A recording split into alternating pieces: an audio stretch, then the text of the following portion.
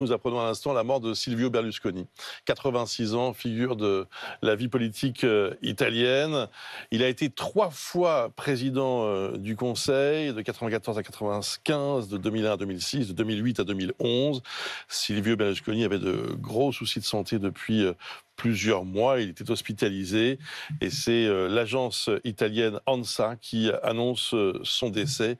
86 ans, c'est une personnalité évidemment qui a marqué bien au-delà de l'Italie, puisque c'était aussi un magnat de la télévision notamment. Je vous propose de revenir tout de suite sur les grandes étapes de son parcours. Il avait débuté comme chanteur sur les paquebots de la Costa Croisière, mais c'est dans le bâtiment que Silvio Berlusconi s'est fait un nom, une fortune et même un surnom, des quartiers entièrement reconstruits à Milan. Et le voilà fait chevalier de l'Ordre du Mérite du Travail en 1977, en italien, Il Cavaliere. Mais Berlusconi voit plus grand. Il va d'abord prendre le contrôle de plusieurs stations de télévision locales avant de lancer Canale 5, première chaîne privée nationale face à la toute-puissante Rai. En Italie, ça cartonne. En France et en Allemagne, beaucoup moins. Les expériences La 5 et Téléfunf tournent court.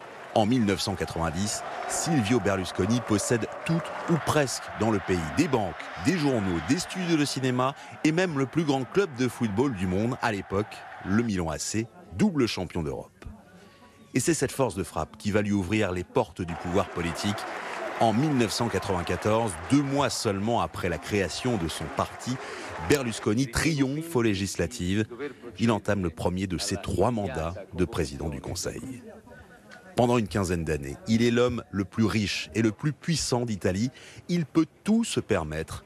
Les blagues racistes, les frasques sexuelles, les mélanges du genre comme cette interview où il annonce à la fois sa candidature et ses fiançailles. Mi si è fidanzato? Sì, mi sono... Si è fidanzato? Sì, È ufficiale? Sì, è ufficiale. È ufficiale. Si è fidanzato. Et jusqu'au bout, rien ne semble l'atteindre, ni l'âge, qu'il compense par la chirurgie esthétique, ni la justice qui le condamne pour fraude fiscale, le frappe d'inéligibilité, puis le réhabilite miraculeusement. Malgré un cœur fragile, Silvio Berlusconi semblait insubmersible. Il était encore dans le top 10 des plus grandes fortunes italiennes.